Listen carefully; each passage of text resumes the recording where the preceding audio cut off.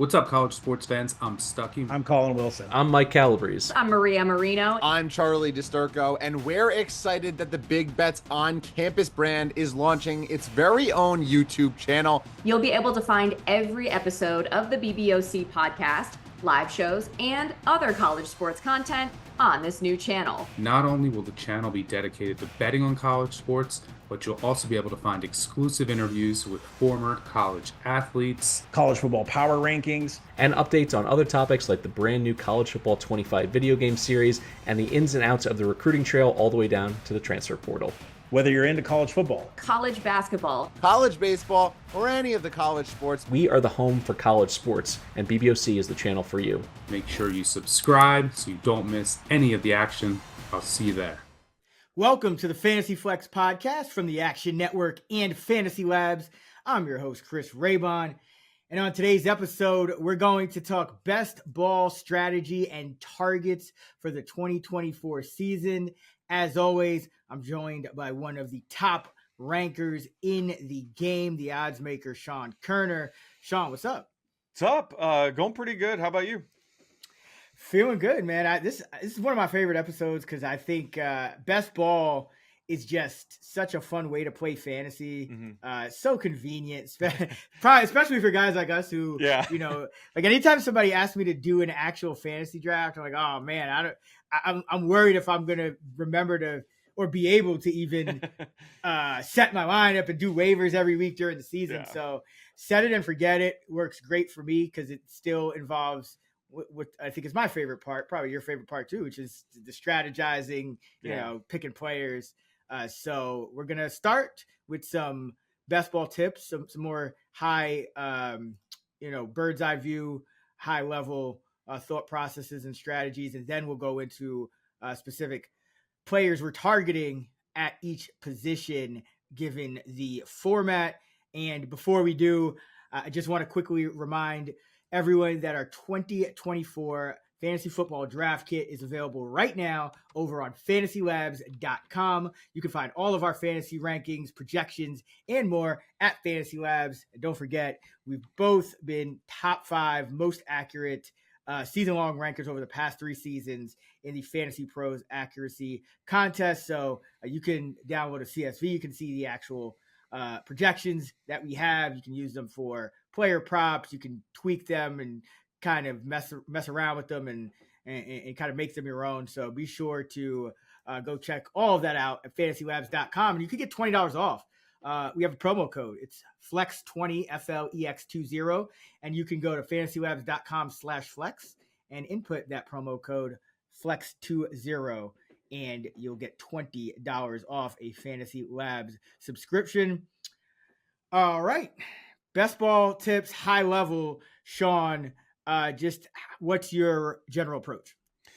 Yeah, so I guess the main difference when it comes to drafting for, say, season-long head-to-head formats, where you're only competing against one of your league mates every week. So I typically urge people to aim for a higher floor in that scenario because, again, you're just trying to beat one other team. But when it comes to best ball, you're going for as much upside as possible. You're trying to outscore everybody else in your league. And some of these tournaments, there's over 20,000 teams, and then it comes down to the last few weeks. So when it comes to best ball, you're way more aggressive. You're going for upside.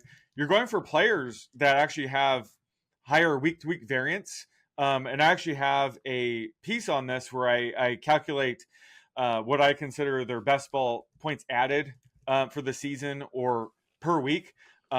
Because when it comes to best ball, you don't need to figure out when you're playing guys. Like you said, it's a set it and forget it thing. So you're only going to get the weeks where they outperform, let's say, league average. So I have a piece that kind of lays out which guys, perform well in that metric compared to season long leagues last year. Plus, one of my favorite things to do, I know you love it as well when it comes to best ball drafts, is stacking. So that's stacking 1 to 3 pass catchers with your quarterbacks. Sometimes it's easier said than done because it's hard to maneuver this during a draft, which makes it kind of fun. So you're trying to land, Travis Kelce and Xavier Worthy with Patrick Mahomes on the same team. And the whole purpose of that is if Patrick Mahomes has a good season, Travis Kelce and Xavier Worthy likely had good seasons as well, and they're going to be very correlated with their spiked weeks together. So that's the very important strategy when it comes to best ball. And just more general when it comes to roster construction, a lot of formats, I typically take 2 to 3 quarterbacks. Ideally, you just want 2 quarterbacks if you can help it. 5 to 7 running backs, and then 7 to 8 wide receivers, and 2 to 3 tight ends. And the reason I like to load up at receiver is you typically have to start 3 receivers every week, plus the flex position. And wide receivers specifically are more, they have a higher variance week to week. So I think having way more receivers helps in multiple ways when it comes to, constructing your best ball lineup. But again, it's one of those things where going into the draft, you're trying to get stacks, you're trying to get these things change, but depending on your strategy, these are the general guidelines I like to have. Yeah, and to your point on stacking, it's pretty much a must because you really need that correlation, especially when you're playing in these larger tournaments. Yeah. Or whatnot. You really need that correlation to give you an edge and likely a unique stack at that. So one of my big tips, and something that when I first started out on best ball, I actually struggled with this because as a fantasy football quote unquote expert, that's what they call us. We have our guys that we like, and we have guys that we're targeting. We have our sleepers. We spend our whole offseason kind of building to our draft plan, but that's more for redraft leagues.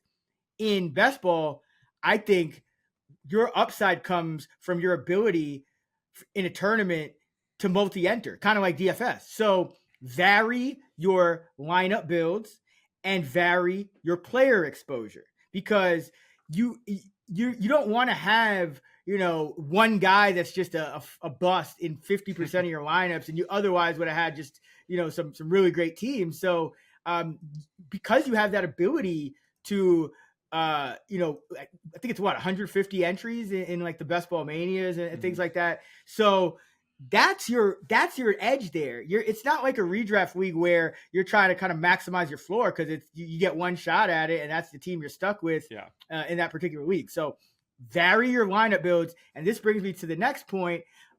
There's no one correct strategy, whether it's zero RB or hero RB or robust RB or early round quarterback or stud tight end, whatever it might be. You're going to hear all of these strategies, and people are going to make a case for different ones. And the truth is, all of them can work, and you should kind of know how to use all of them. And the reason you should is because that's one of the best ways to vary your lineup build. So, for example, in traditional redraft leagues, I'm usually waiting on a quarterback because I like a lot of the quarterbacks in, late. Like I like Jaden Daniels. I like Caleb Williams. So there are just guys that I feel comfortable with at that position to where I want to make sure that I have guys that when I'm setting a starting lineup each week, I can rely on them for consistency at running back and receiver. However, in best ball, you're trying to beat in these big tournaments, especially you're trying to beat thousands of people. Mm-hmm. If Lamar Jackson is the quarterback you needed, and you're just going late round quarterback, you're already it's done. You're done. Even if you drafted 150 teams, if none of them have Lamar, or none of them have any early round quarterbacks, and you needed one of those guys, then you're out of luck. So use the multi-entry to your advantage. Use the different strategies to your advantage, because then what you could do is, rather than say, oh, I think you should always use a late round quarterback, or you should always go zero RB. What you could do is you can react to the specific draft you're in and react to the board and say, okay, I know who my zero RB targets are. So if there's a ton of wide receiver value on the board, because everyone's gobbling up the top running backs, then I'm going to start wide receiver. I'm going to get a tight end early, and I might not draft the running back to round 6, round 7, because that's just how the value came to me. And in other spots, everyone might go crazy at wide receiver. You might have to double up at running back, and that's another thing that is not as common these days. So just know how to use all the different strategies, know where the pockets of value are, which players you would target given those strategies. But definitely remember that it does work to your advantage to diversify your lineup builds, have some rosters with stud tight ends and stud quarterbacks, have some with, multiple stud running back. Like, don't just settle into like that. I think it's like people love just hammering wide receiver and, maybe one running back early and that's it. And like, it's like the ADP kind of represents it, where I think there's only like 12 running backs going in the top 60 or 65, or at least there was at one point in underdog ADP. And it's just, it's groupthink isn't going to get you a victory in a large field contest. So just remember, diversify your builds. I like stacking with cheap quarterbacks because that gives me more upside to pivot. Like, let's say something like I can't, like, it's hard to plan to stack like Joe Burrow and Jamar Chase or all the Texan receivers because there's a very small window where you have to draft those guys, and you may end up reaching or bypassing other value, or just simply screwing it up and not getting them and having like the wrong type of, the wrong, like, two players but no quarterback. Or there's just a lot more ways that you could kind of screw that up and kind of kills your upside. So I like going for late round quarterbacks where I can kind of adjust if I can't get the pass catchers that I want. And one other thing I'll say, if you're in one of the contests that it is a large field contest that resets for the playoffs, you do want to think about the final week, championship week, which is week 17. It has been shown that drafters who game stack week 17 have had an edge in terms of winning these large field contests. So, that means when I say game stack, it's not just having your quarterback, two pass catchers stack, but also having a player now, like a receiver who's on the other team in who they play each other in week 17. So you have to think about week 17 when you're building your stacks as well in these large field tournaments. And one other thing I'll mention is I personally have found success not investing in injured players because I want to maximize my upside, and guys who are injured heading into the year, not only are they more likely to get hurt again, or they're guaranteed to miss X amount of games, but it's best ball, and you want to like give yourself a chance to get 17 weeks of upside rather than 13 or whatever, 10 and that, because there's so much uncertainty, so much variance. So, I do think it's smart to draft like some running backs who might start the season as like a true backup, might not even have a role in week 1, because, in that sense, those guys could, guys are going to get hurt and those guys could have late season value, but I don't think banking on a guy who's injured is kind of the way to go at other positions. And it kind of still, like, even if you do draft like a young running back who you don't expect to have a role, if he's healthy, he still has more upside. He's still going to probably have more upside than a guy who is already guaranteed to miss X amount of games or whatnot. So those are my general strategies. Yeah, I think the don't handcuff is an excellent tip that you give out. And the way to think about that is if you draft, 3 starting running backs and you draft all of their backups, you're certainly raising your team's floor. You're offering a pretty good safety net, but you're severely limiting your team's ceiling, which, again, you don't want to do in best ball. So if you draft 3 starting running backs and then draft 3 backups for completely different teams, at any given time, you could technically have 6 starting running backs, depending on the health of the backups starting running back. So again, if you think of it that way, you're really raising your team ceiling, which, again, that's what we're trying to do when it comes to best ball. Yeah, that's a great way to put it. And what I like to do too is you have to think about the construction of your team. So, if I know who I'm going to stack and I generally know the different stacks and quarterbacks who I would target late, then that means I'm fading certain high upside passing games early, right? So let's say I'm not going to be drafting Lamar Jackson, and so that means I'm fading the Ravens passing game. So I'm fading, Zay Flowers. I'm fading Mark Andrews. Well, now I'm going to be a lot more likely to say, if Derrick Henry's on the board early, I want to take him because that kind of gives me some leverage there to fully maximize that, the outcome of fading guys. Or maybe you take a flyer on a Justice Hill late, who has, upside if Henry goes down, but is still, kind of negatively correlated to some extent with the passing game. So there's things you really have to think about correlation. You really don't. You have to think of. You have to plan for the bye weeks. You have to plan for stacking, and in the big tournaments, you have to plan even for game stacking week 17. So it's one of those things where I think it's very beneficial to do multiple drafts. Enter the cheapest one that you feel comfortable with, but and get some experience. But that's really the edge, is being able to draft multiple teams, multiple lineup builds, different kind of stacks, and that's how I think you give yourself a lot of upside to win those tournaments. But in general, you nailed it. You always want to kind of you never want to prioritize floor and try to just limit the amount of potential upside slots that you have available to you each week. All right, we'll get into specific players we're targeting at each position in best ball next. And before we do, just want to remind everyone that all of our fantasy football content this season is available at FantasyLabs.com.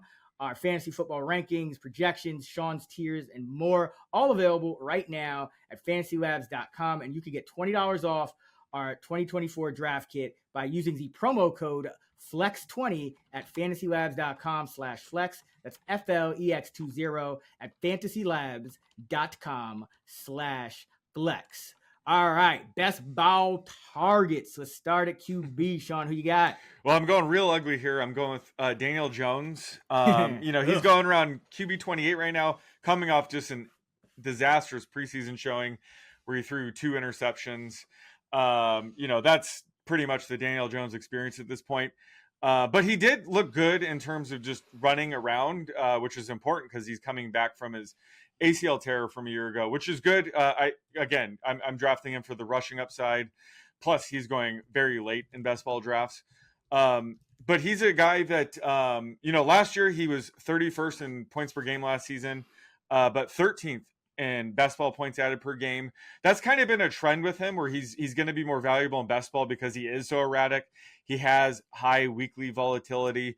You never know when you're going to get a dud from him or, a breakout game. So he's more geared towards like best ball formats. That's the time to take him. And again, he's going pretty late at QB 28. There's some concern he could lose his job to Drew Lock or Tommy DeVito, but Lock's been banged up and playing like shit too. So I think his job security is fairly safe to target in this range, but he's just the guy I just wanted to highlight as a guy I, would much rather prefer in best ball given his weekly variance and volatility compared to season-long head-to-head formats. But he's a guy that I think he's going late enough now. I would take a flyer on him here or there. Yeah, I mean, Daniel Jones is one of those few quarterbacks that has that rushing upside that we want because you're going to be facing Jalen Hurts and Allen and Lamar and Anthony Richardson more likely than not. So you're going to need guys that, 1.5x are rushing stats worth compared to passing stats. So that's the equalizer with, these later round quarterbacks. So yeah, it's ugly, but he's stackable on the cheap, and he has a rushing upside. So really, the biggest issue with Daniel Jones is in best ball, in my opinion, is that can we count on him to stay healthy? Because I hate losing games to injury, but yeah. It's a quarterback, and quarterbacks more often than not they're gonna stay healthy. It's Daniel Jones has been one of the few that has been injured pretty consistently, but I still don't think that changes the outlook and makes him a good bet to miss like another 6 to 10 games. I think he's still more likely than not to give you 14 to 17. So I like Daniel Jones as well. For me, so the way I target players in quarterbacks in best ball is almost the exact opposite of my regular season strategy, because in redraft leagues, I'm trying to find a guy that a breakout late round quarterback that is going to turn into an every week starter, so I don't have to worry about streaming, right? But in best ball, I'm taking all these streamer guys for cheap, because not only are they cheap, but because they're cheap quarterbacks, their receivers tend to be, for the most part, cheaper as well. So also easier to stack. So Jared Goff, love taking Jared Goff. I don't know which games he's going to go off, but I mean, he's going to have some good games. All these pocket quarterbacks, this is how you can kind of build a team. This is where these guys I think are more useful. In redraft, I don't think you're not gonna. It's gonna be tough because you're gonna have to pick the right streamer, and you're still gonna have to compete with all these scramblers. So it's a lot tougher. But in best ball, you don't have to worry about that. You could draft 2, maybe even 3 of these pocket guys, or just guys that are kind of in no man's land. So Goff, I'm targeting. Matthew Stafford, I'm targeting. Trevor Lawrence, I'm targeting. Will Levis, another guy. Hopkins eventually should be back. Ridley. They bring in Boyd. You got Burks could end up playing better than expected. So, and you got Callahan. I think there'll be a lot more pass heavy. Kirk Cousins, another one. Although I would like to confirm that he's actually healthy and ready to go. But another guy's going to play games indoors and should start all the games as long as he's healthy. Bryce Young, I love him because Canales has been a quarterback whisperer. Turned a what was essentially considered a first-round bust in Geno Smith's career year in 2022, and then he goes to Tampa Bay. Another guy probably considered a first-round bust, Baker Mayfield, career year in 2023. Bryce Young, right now, considered a first-round bust, but you added Hunt on the interior line. That's big for a guy like Young, who's small in stature. Interior pressure is going to really derails him. You added Deontay Johnson, who is a great separator at wide receiver, and Xavier Legette, a rookie, is add some explosion. You also added more explosive pieces in Brooks whenever he comes back. Jatavian Sanders at tight end. So this offense could be night and day. Young is super cheap. All of the guys I mentioned, aside from Stafford and Goff, and I guess Cousins with Drake London, but for the most part, you can stack, even if you miss out on those top guys, you still have stackable guys with these guys. I mean, Goff is a guy where maybe you miss out on Amon-Ra, but you still can go, draft Laporta early. And then once you draft Laporta early, you're pretty much in competition with that one guy who drafted Amon-Ra, for Goff, and everyone else isn't going to want no part of him. And you can also go Jameson Williams later. And, if Amon-Ra, if he gets hurt, then you're in business that way too. So there's some contrarian stacks you can do if you miss out on like a Drake London or Amon-Ra. But these pocket quarterbacks, Lawrence, all 3 of his receivers go outside the top 30. Stafford is tough, but, if you are able to get Puka Nacua, you could probably get Cooper Kupp as well, or Demarcus Robinson, or even Colby Parkinson, and Stafford goes late enough where that's going to come together, or if you get Kupp and not Nacua. So a lot of these decisions will kind of be made and dictated by your draft slot, but that's why I like these cheap quarterbacks, because you don't have to worry about streaming them at the right time, which it's not the hardest thing to do, but like I said, you're not always going to get the perfect one, but when you have 2 or 3 on your squad, it can definitely work, especially when you're stacking. So all those kind of pocket purgatory passes who are expected to start all their team's games, sign me up. All right, running back, who are you targeting?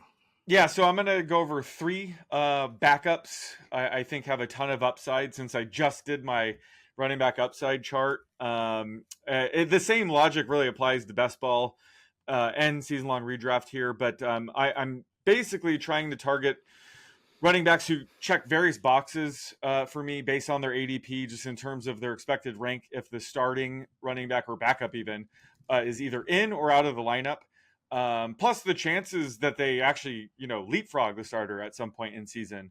But the first back I want to talk about, he doesn't even fit my chart because he's the 3rd running back for his team, and that's Jalen Wright. It might seem a bit high considering that he is the RB3 for the Dolphins at RB45, but this Dolphins offense is an elite one for running backs that's fully capable of supporting 2 backs at the same time. Both Raheem Mostert and Devon Achane finish inside the top 4 in points per game last year. And, Wright has the perfect skill set to thrive in this offense if and when he does get his chance. And he probably only needs one of those two backs to miss time to provide, some spiked weeks. So that actually increases his chances of hitting at this price. But the other two backs the only two backs that I have an A+ grade for, the first being Dave Montgomery. He was one of two backs that had an A+ grade last year. Gets it again this year because he's going at RB20, which is about his floor. That's about what he'll produce if Jahmyr Gibbs stays healthy all season, because Montgomery is very much part of like a 50-50 timeshare with him in a very high-scoring offense where Montgomery gets a ton of goal line work. So he could, provide value there anyway. But if Jahmyr Gibbs ever misses time, he offers top 5 upside. I think I recall when Gibbs was out last year, we both had him inside our top 3. And considering Gibbs is already dealing with a hamstring injury, he should be fine for week 1. But like you said, those things can linger in season, might lead to some other injury. It's already an injury he's dealing with. Montgomery, is offering even more value, in my opinion. And the other running back that I gave an A+ grade to is Blake Corum. Just because he is going at RB40, and any back that goes outside of the top 40 where I think they would provide low end RB1 upside if the starting running back were to miss time, that's an instant A grade for me.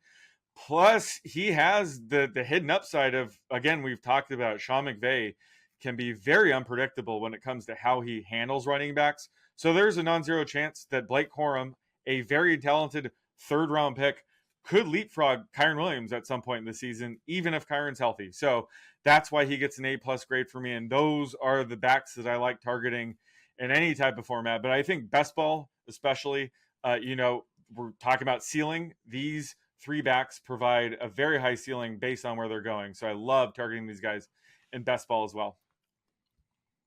Yeah, I love me some Corum. Always want to invest in speedy Dolphins running backs, especially after we saw what Achane did. And yeah. I mean, I don't even think I don't think it's even fair to consider Monty a backup. I know in fantasy, yes, Gibbs he's going later than Gibbs, but like he's a big part of that offense. And yeah, but I totally agree. I think he is going to be kind of overlooked just because Gibbs is sexier. But remember, I think I had a bet on Monty to lead the league in rushing touchdowns last year. I'd take that bet again this year. Yeah.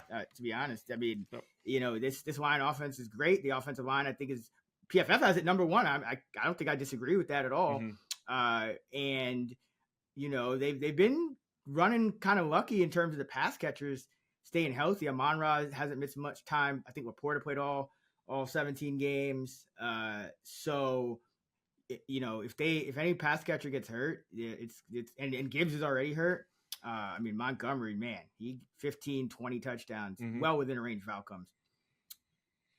For me, I like taking these kind of, so there's a lot of running backs in this like frozen pond tier, as we like to call it, where, and what that is, similarly valued running backs who are definitely shaky, have low floors, being drafted as RB2s and RB3s. And I mean, you can make a case some of them even being drafted as RB1s, but this is where I like taking the guy who goes, either guys who are just going too low, but also just guys who are the back half of that committee, the cheaper part of a committee, because you don't have to predict which weeks they go off. So this is where I love me some Chase Brown. I actually prefer him over Zach Moss because he's cheaper. Tyjae Spears, he's cheaper than Tony Pollard. 50-50 backfield there. Ezekiel Elliott doesn't quite qualify, but he fits the mold of a best ball pick in terms of his path to upside is touchdowns, right? And touchdowns, they could come in bunches. You could have 2 1 week, and then the next week he runs like 15 times for 20 yards and no scores or something like that. So Elliott is a guy I'm still high on him in regular leagues too, but I think he's probably a better best ball pick just because touchdowns are going to get him to his ceiling. And then some other overlooked guys, maybe some kind of, they're almost like post-hype guys, but also guys who I think would have a pretty substantial workload if the starter went down.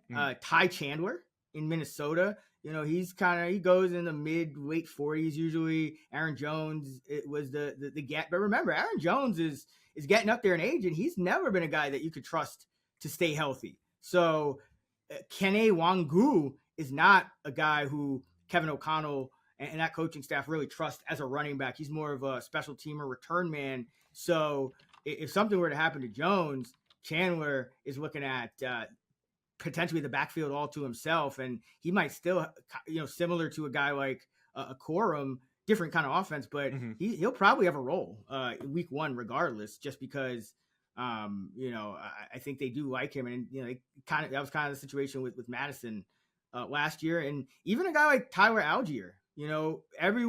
Somebody's going to invest a top 5 pick into Bijan Robinson, who played all 17 games last year. But we know running backs miss 2 to 4 games. Like the typical running back misses 2 to 4 games. So you can get a lot of leverage by grabbing a guy like Algier, who I think would have a pretty big share of the backfield to himself if Bijan went down. And we've seen Algier put up RB1 numbers over a stretch in the past. So like targeting guys like that, like targeting guys in 2-man backfields. Ray Davis is on my radar as well, because I think that, I don't think they're going to Merkin Johnson and is the RB3 as much this year. Potentially a guy like Roshan Johnson if Khalil Herbert ends up getting traded, because Johnson has been the clear RB2. So I think there's a chance that Herbert is on the move as well. Maybe they just kind of want more of like the pass catching type backs in Chicago in the new regime. So that's a backfield I'm kind of looking at. Tank Bigsby, I think I don't think you're going to see as much Dearness Johnson, and Bigsby's look good, and somebody's going to spend a really high pick on Travis Etienne, so you get some added leverage there. So yeah, those are the kind of guys I'm targeting, as opposed to got like Justice Hill would be intriguing, but you have Mitchell coming back, and that kind of ruins that. A guy like Damian Pierce might be intriguing if Mixon were to go down, but you still have Agumba Wale playing pass down snaps most likely. So those are the situations I don't love quite as much. Even a guy like Benson in Arizona, I think he's a high upside guy. If Connor were to go down, but they also use like a dedicated passing down back, whether it's DeMarcado or Carter. So those situations they're already kind of being taken at cost. So I'm trying to get the guys that are, I think, a little undervalued because they're in, more concentrated backfield situations. Wide receiver, who do you like for best ball there? Yeah, a couple of guys I think we've talked about them plenty this offseason, but I think they're really more valuable in best ball formats. And the first is obviously our boy Gabe Davis at wide receiver 62. He's literally the type of receiver who gets a massive boost in best ball, which makes him a fantastic pick at wide receiver 62. He might get a slight drop going, to the Jaguars, just considering there's a bit more target competition there. I think, he relies on downfield targets and touchdowns. So I think that's still going to be there with Trevor Lawrence and the Jaguars. So I don't think it's that much of a downgrade. If anything, it could be a lateral move for him, but he was 48th in points per game last year, but 33rd in best ball points added per game. Just kind of highlights how his, ceiling weeks definitely make up for it with the duds. And the beauty of best ball is you don't need to figure out when he is going to have those spiked weeks and when he's going to have those duds. You just simply get the spiked weeks. So he's like the perfect late round best ball wide receiver. He always has been, and that'll remain the case with Jacksonville. But another guy even lower than Gabe Davis that I love getting, and I think you do too, is Demarcus Robinson at wide receiver 75. We've talked about him as value play, where he stepped up as the Rams wide receiver 3 down the stretch last year, and we've seen this Ram offense is more than capable of supporting 3 wide receivers at a time. And week 14 was when he took over the more full-time role, and he averaged the 15th most points per game over that stretch. So as a third wide receiver, he is going to be pretty inconsistent, I would think.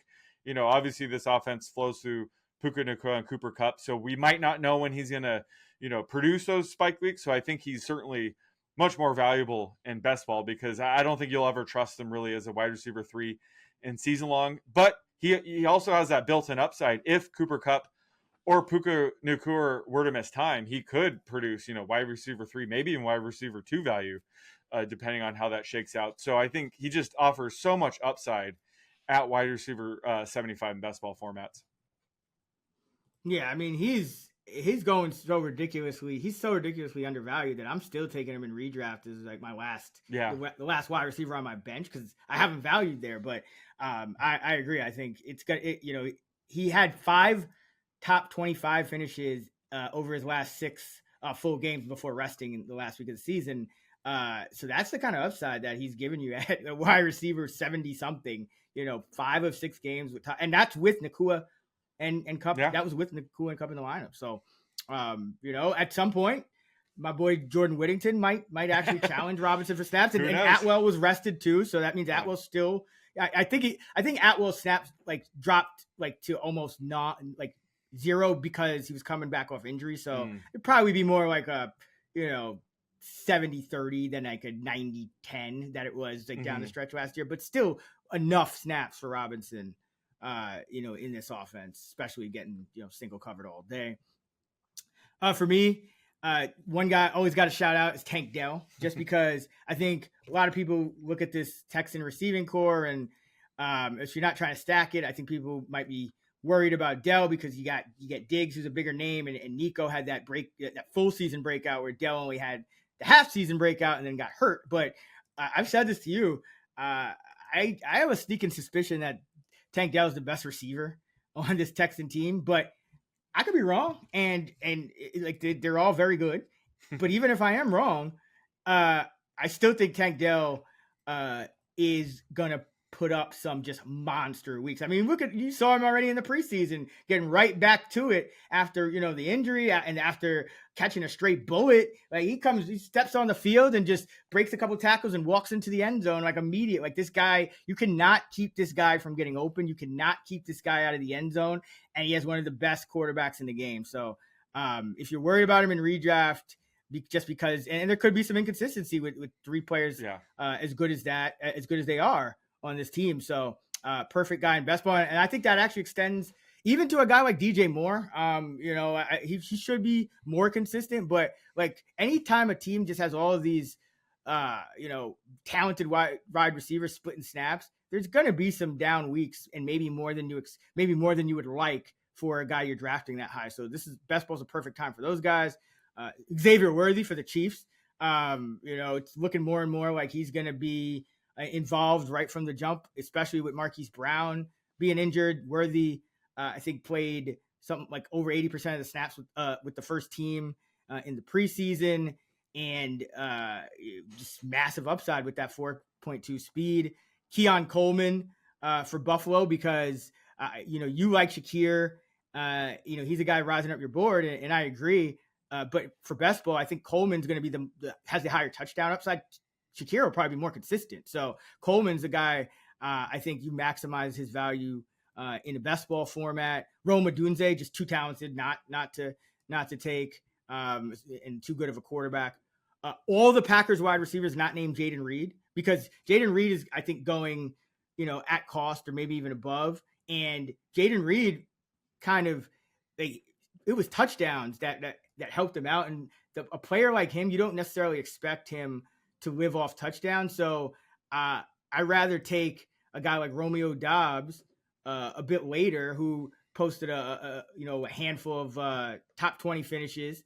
Christian Watson, who can be a touchdown machine if he stays healthy, and Dontavian Wicks, who just always seems to be open, always seems to slip a tackle, just a great route runner who, non-zero chance that he ends up being the Packers' most productive wide receiver this year, even though he starts the year as the number 4. So, I couldn't tell you when any of the Packer receivers are going to go off, but I like all 4 right. of them. You know what I mean? So in redraft, I probably don't want any of them because I have no idea how to prognosticate on them.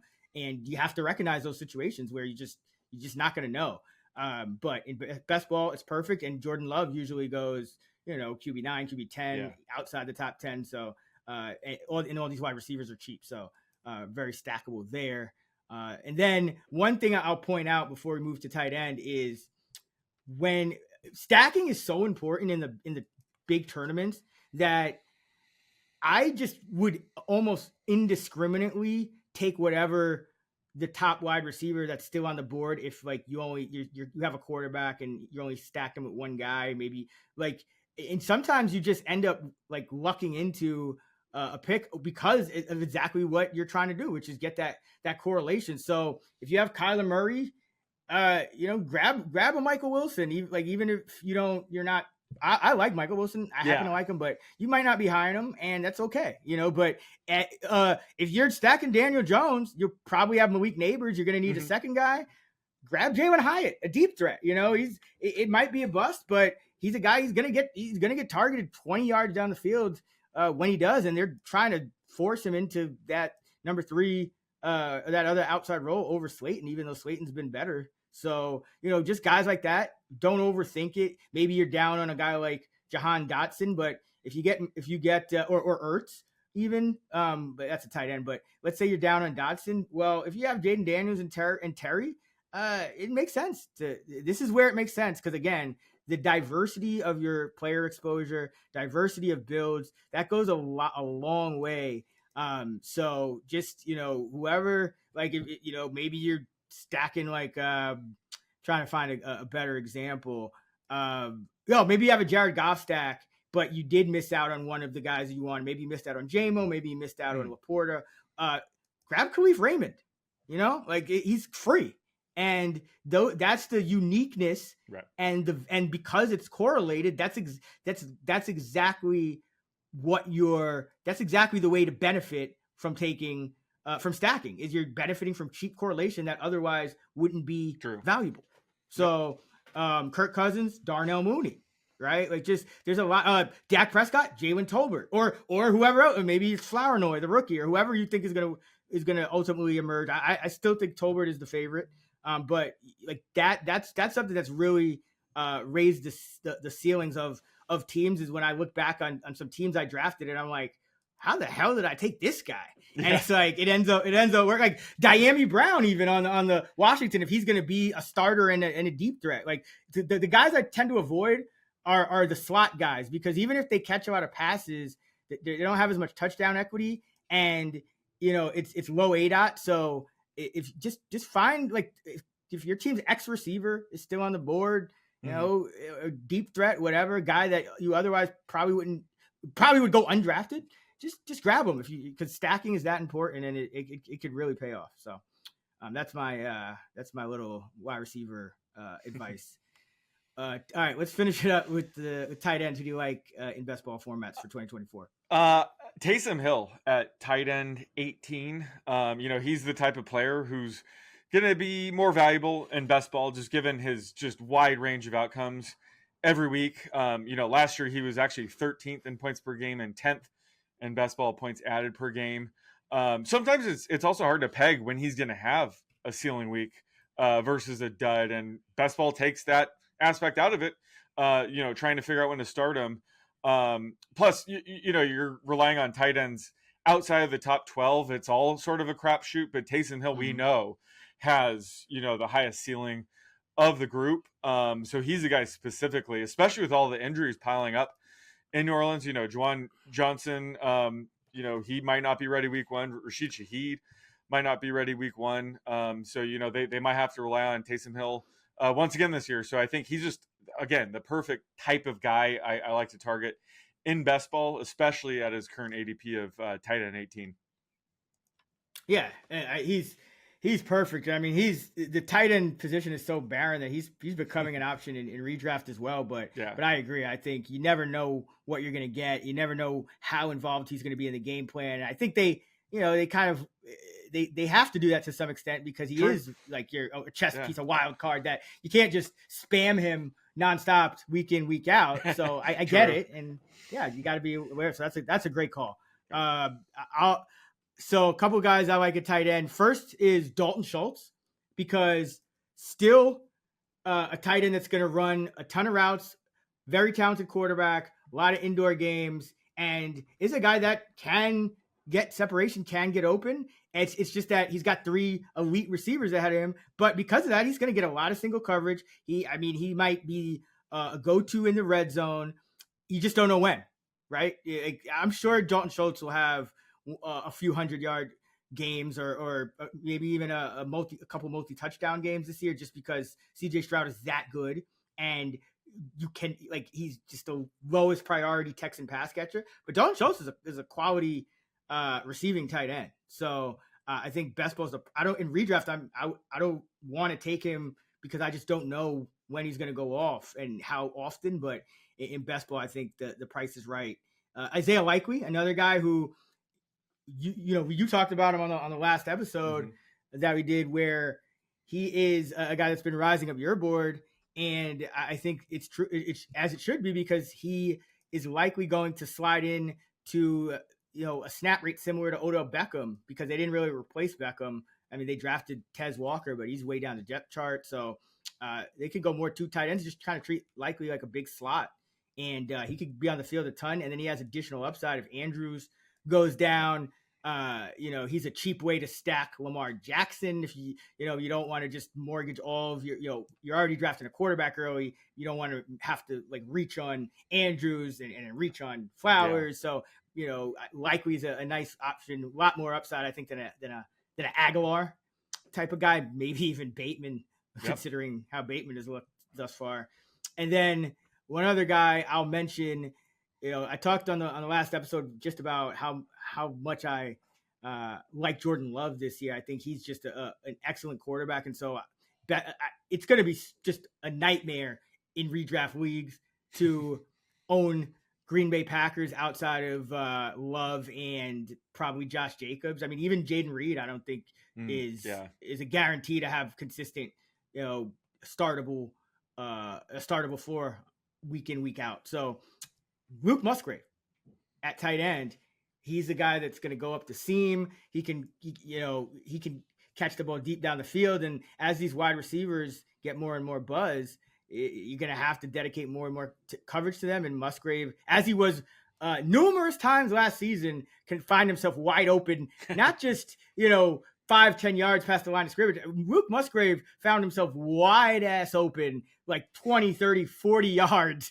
down the field on multiple occasions last year. If you're a Packers fan, you know that very well. So I think just because tight end is a barren, miserable wasteland after the top, 8, 9 guys, 10, depending on how you feel about Njoku with Watson, Musgrave makes a lot of sense here. And I mean, I would even take a flyer late on a guy like Tucker Kraft, who he was the guy near the end zone. He could get a lot of little cheap touchdowns after the wide receivers do the heavy lifting, getting him down the field, and Musgrave getting him down the field. So Tucker Kraft, wouldn't be surprised if he only caught 25, 30 balls, if that, but scored 6 to 8 touchdowns. Given this offense. So we kind of saw that usage for him last year. So, and you can't cover everybody. So I'm trying to invest in Packers in best ball, because I have no idea how it's going to shake out but that's week to week. That's a good redraft. Yeah, that's a good point. If you do end up taking Jordan Love, I think that happens before any of the receivers are off the board.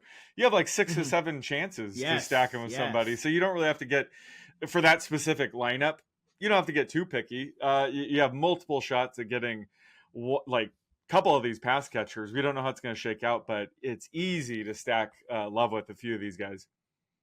Yeah, and then if you do that and you're in a best ball mania or something like that, they're in Minnesota, so indoor game, week 17 against Flores defense, but still kind of shaky defense. So you can also get my guy Naylor as a game stack, super cheap game stack, who I've always liked Naylor, and it looks like he's finally going to get his shot. So I know a couple years ago we were on to KJ Osborne. He's going to be that number 3 receiver. This could actually be relevant, and it ended up being somewhat fantasy relevant. That's another option. So like investing in Packers, in Texans, Packers, Bears, all these teams where there's just going to be some even Chiefs with weekly inconsistency, but high upside spots. That's who I'm targeting here. So tight end, it's tough. So yeah, I think Musgrave is definitely in play. All right, that's going to do it. That was a great episode. Our best ball strategy for 2024. Sean and I will be back with sleepers, busts, league winners next week as we get closer to the regular season, as we get into go time for, fantasy drafts all around the country, all around the world. So be sure to subscribe to the Fantasy Flex podcast so you don't miss an episode. And once again, just a reminder, all of our fantasy content, our 2024 draft kit, our projections, our rankings, Sean's tiers, available at FantasyLabs.com. And you can use promo code FLEX20, FLEX20, for $20 off a FantasyLabs.com subscription right now. Just go to FantasyLabs.com/flex. You can find Kerner on X at @_oddsmaker. I'm at Chris Raybon. We're at those same handles on the free award-winning Action Network app. Until next time, let's get this money.